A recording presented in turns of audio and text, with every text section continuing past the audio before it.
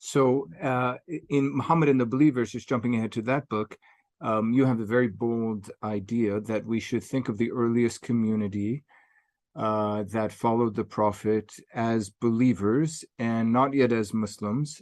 You can clarify or correct if I'm not articulating this correctly. And then, and this is sort of the boldest element of the thesis, that it wasn't limited to the particular. Well, let me just put it in a positive sense. It could have included Jews and Christians as well. So, what are some of the arguments in favor of that? What would you say are the strongest arguments in favor of the idea that the early believing community was ecumenical in that sense? Yeah, of course, ecumenical is the word I use too, but it's not really the right word. Because it implies that you have well-defined groups that agree to agree. They agree to disagree on things, but they're going to get along, right? And that's not what was going on here. But I didn't know any other word we could use. Jacques Tanus once suggested maybe we just say confusion, and there's something to be said for that, because the earliest people we call Muslims, I prefer to call them believers. I don't think they had hammered out the details of exactly what their belief system was. They had certain basic ideas, of course, that there's one God and so on, and that one must live righteously. But the fringes of it, the details of it, and how that made it relate to, say, Christianity and Judaism, I think these were things that it took them a couple of generations to sort out. The reason I prefer to use the word believers is because that's what the Quran talks about. Mm-hmm. As I say in my book, I mean, in the narratives book too, I think if you look at the use of terminology in the Quran is addressed to people who are called believers. Ya ayyuhalladhina amanu. I mean, this is the common, oh, you who believe. It does use the word Muslims about 70 times, but it uses believers, I don't know, 1,000 times, or other words like those who believe. It's overwhelmingly directed towards people who are conceived of as believers. And then the question is, okay, what does it mean to say someone's a believer? Mm-hmm. I use the Quran for evidence for that. There are passages in the Quran where it says, a few passages where it says, among the Christians and the Jews and the Magians, there are some who believe, and they will have nothing to fear. Basically, they'll have nothing to fear in Judgment Day. They're going to go to heaven. God's going to take care of them. Right?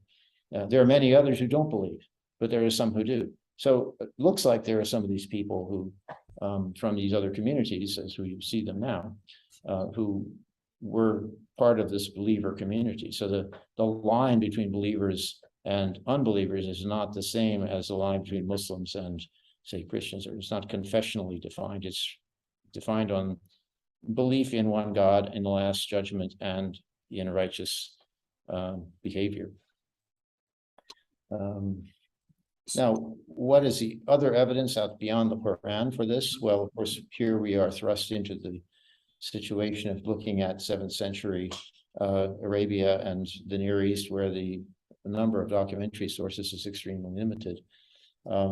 We have, of course, there is this so-called, what's sometimes called the Constitution of Medina, mm-hmm. The text of this apparent document, which is preserved in several different, I think there's 3 different versions, slightly different versions of it. Constitution being a sort of neologism, a modern imposition. A modern term, yeah. Yeah, it's not usually dustur. It's the Sahifa, the Ummah document, or other possible terms for it.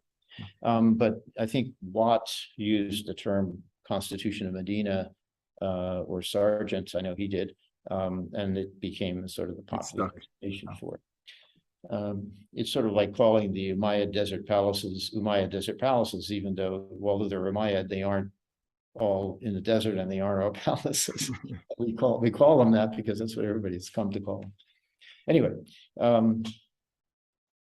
so what can we use as evidence for the loosely defined quality of the early believers movement? I think the Constitution of Medina, as it is called, or the Sahifa document, with its passages that talk about the Jews being part of the Ummah is important. What's really interesting, though, is that after that point, we have almost no evidence for the relationship of the Jews with the Ummah document. It's not that we have evidence that shows that they aren't part of the community, of the believers' community in, say, the Umayyad period, or that they are. We just don't have any evidence about the Jews. They're not mentioned. And scholars of Judaism will, I think, confirm for you that there's like, we think we have bad sources for the early Islamic community. For the Jewish community this time, we have like almost no evidence. So we're just kind of left in the dark about that. We can't really address it directly. But one thing we can see is that from documentary evidence too, is that in the course of the 7th century, there's a lot of participation of various Christians in the workings of the Umayyad government. So there seems to be some kind of cooperation there. And again, this may get us to the point of, back to this point of there being a kind of confusion. It may be that the Christians of the Near East who had diverse theological ideas, of course, there were several different confessions that fought each other like cats and dogs in the 6th century and 7th century. And when these new believers arrived from Arabia who were preaching monotheism and so on, and they honored Jesus as a prophet and so on, they thought, oh, well, we can work with these people. And, it was only after a couple of generations they began to realize, well, they honor Jesus as a prophet, but they don't recognize the divinity of Jesus, which for Christians is what do you want to say, a deal breaker. A biggie. Yeah.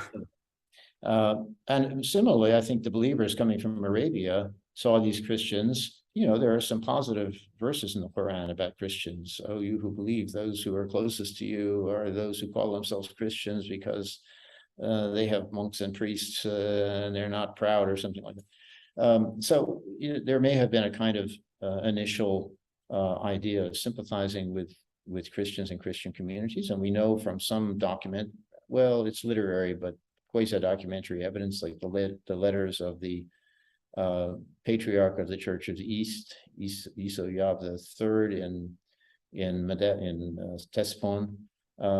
He wrote sometime like in the 640s, he wrote to one of his bishops or something, and he said, well, these new rulers, these Tayyaye, whatever he calls them, they honor our monks and our priests, and they treat us well, and so that's not a negative description of the way the believers from Arabia were treating the Christians of. Can I just get in just to explain that one term? You mentioned the word Tayyaye. So just if people aren't familiar with that term, so that's the typical way in which the Syriac Christian authors of the earlier period referred to Muslims/Arabs. There's a little bit of complications there, probably based on one of the names, the Arabic names of a tribe. But yeah, so more often they're called Mahagrai or Tayyaye, and not a word that sort of is equivalent to Muslims. So yeah, the Syriac terminology for the earliest believers, as I like to call them, what most people would call them Muslims, is itself a very interesting problem. You mentioned Mahagraye, which seems to be somehow related to the word Muhajirin, immigrants coming out of Arabia. Right. Tayyaye, of course, is a standard word, but there's also this word in Syriac, Arab, but they'd never use it to refer to these people coming from Arabia, because for them, the Arab were these semi-nomads that were part of their world in Mesopotamia and Syria. They had constructive relations with these people, whereas the Tayyaye were the sort of much feared camel nomads who came from farther south from Arabia, and they came and they sort of wrecked everything. They disrupted the sort of peaceable relations between settled communities and the local semi-nomads that had been working in a rhythmic fashion for centuries. Yes. The Tayyaye came in and took hostages and extorted money, and so they're a less welcome presence in the Syriac sources, and so that's the term that's usually used. Right. And now I want to circle back because we've gone forward into questions of the early non-Muslim sources and how they could lend evidence to the believers argument, but I want to circle back just to the Quran itself, especially because, that's what we do above all in this channel. You alluded to a passage in the Quran that speaks of believers or the upright among the Jews and the Christians. So I just want to read a passage from your book. So this is on page 70, and you write in the text, believers then, whatever religious confession they may have belonged to, whether, and then in parentheses you have non-Trinitarian Christians, in parentheses, Christians, Jews, or what we might call Quranic monotheists, recent converts from paganism, were expected to live strictly by the law that God had revealed to their communities. And then in a text box, you have a passage from Quran Al-Imran, verses 113 to 116, which I think might be the one you were alluding to earlier in our chat, in which the Quran declares, among the people of the book are an upright company. They recite God's verses through the night while prostrating themselves. They believe, there's the key word, they believe in God and the last day, and enjoin kindness and forbid abominations and hasten to do good things, etc., etc. So I just wanted to highlight that verse. So an explicit identification of believers among the people of the book. Maybe you can comment on this, maybe an allusion to nightly vigils that monks would have. And I want to throw in another verse there too, and see if you want to comment on either one, which is, I think it's Hujurat, it's Quran 49, and in which we have this declaration. I mean, the Quran says, I'll just read it in Arabic, and then we could speak with the English translation. قالت الأعراب آمنا قل لم تؤمنوا ولكن قولوا أسلمنا. So the Arab, now my one translation is the nomadic Arabs, say, we have believed, amenna, say you have not believed, but say we have submitted, aslamna, so that being the verbal form of the active participle that gives us the word Muslim. So, I mean, there's a clear, at least in this verse, there's a clear differentiation between what it means to believe and what it means to submit or to be Muslim. So I don't know if you want to comment on either of those. Yeah, I think that's an important passage because there's a lot of, I think, later exegetical work, even relative today, where people will say, well, the Quran talks about mu'minun, believers. It means Muslims. Same thing. Well, this passage means they're related in some way, these two terms, but they don't mean the same thing. There's some kind of distinction there, obviously, being drawn. It says, don't say you're believers, say you are Muslims, you have submitted, and the sort of usual understanding of that is it means you've submitted to God's will, so you're dedicated, devoted to God in some way. But one wonders, in this case, talking about nomadic groups, whether maybe they didn't submit to the authority of Muhammad's new little state or something. We don't know. It doesn't explain it any further. We don't have any other evidence to go on. But it's an important passage because it does show that there is some kind of distinction being made even in the Quran between mu'min and Muslim as what they mean. Excuse me. Yeah. And we can fight about that for a long time. Yeah. One of the counter arguments might be those passages which seem to identify religion with Islam. I think it's in Al-Imran, but I might be getting this wrong, where the Quran says, Inna deen Andallah al-Islam. Pardon me, by religion, you mean deen. Yeah. Okay. So you could. Problematic word. Good. Yeah. So that might be the solution or the answer.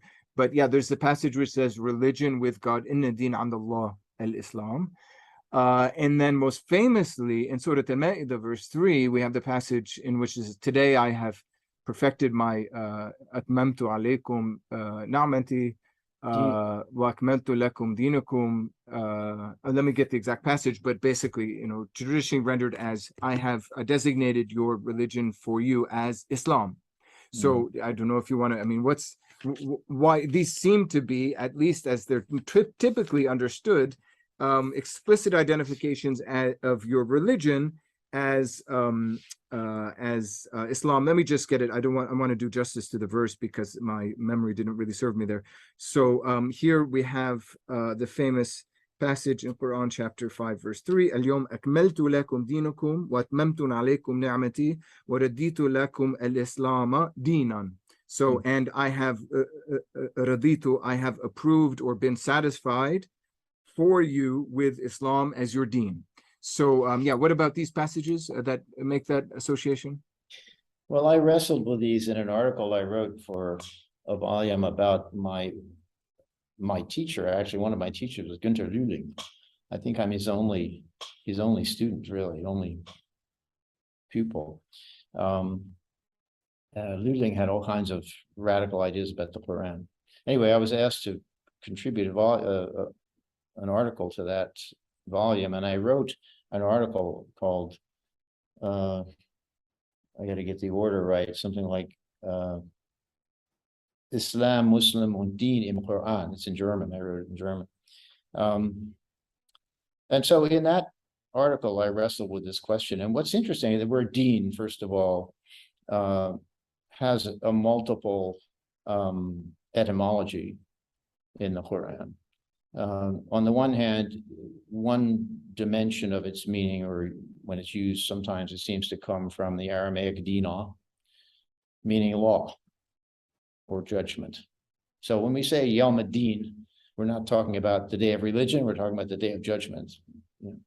And there's a very nice illustration of that also, of its meaning as law in the Surah Yusuf, where, there's this point where Joseph takes a cup or something and hides it in the saddlebags of one of his brothers.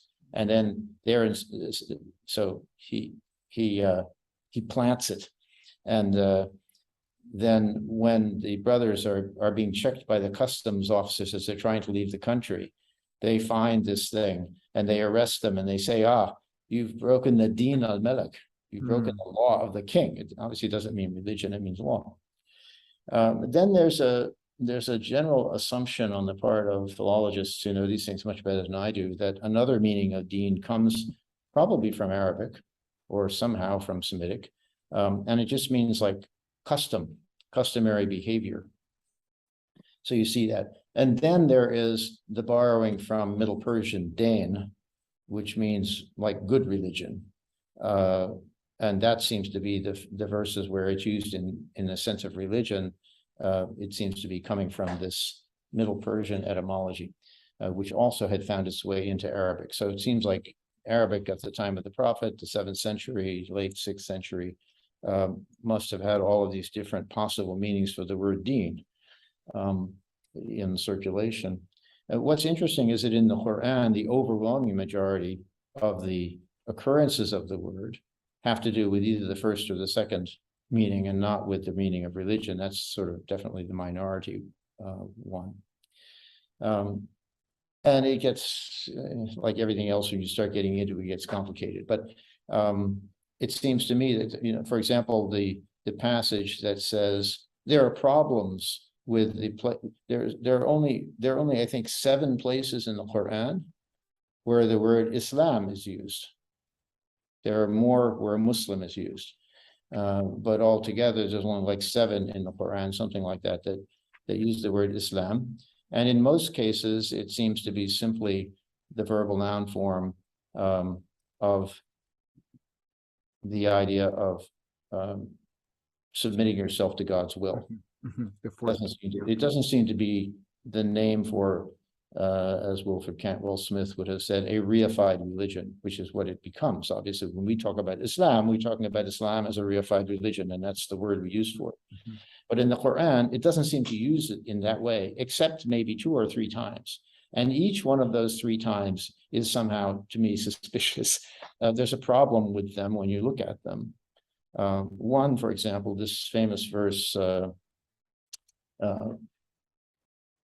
did it go? Ad-Din and the law al-Islam, right?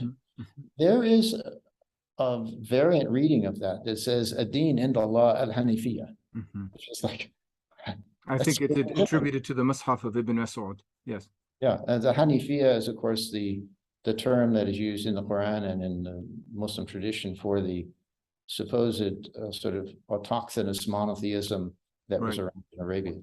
So if did the text originally say Ad-Din in the law al-Hanifiyya, and then at some point it was changed to Ad-Din in the law al-Islam? It shows up in the Dome of the Rock inscriptions as Ad-Din in the law al-Islam. So I wonder whether Abdul Malik and his advisors weren't the ones who came up with that version of the text, and that's why it's in the Quran. Well, who knows? The other two passages where Islam is used as apparently as a reified religious term, also, it seems to me, can be, they don't seem to really carry that water effectively. So I'm not sure that Islam, that we can say that Islam in the reified sense was something that is visible in the Quran. We can see that the components of which the reified religion of Islam is made are found in the Quran, but the designation of it doesn't seem to me to be there.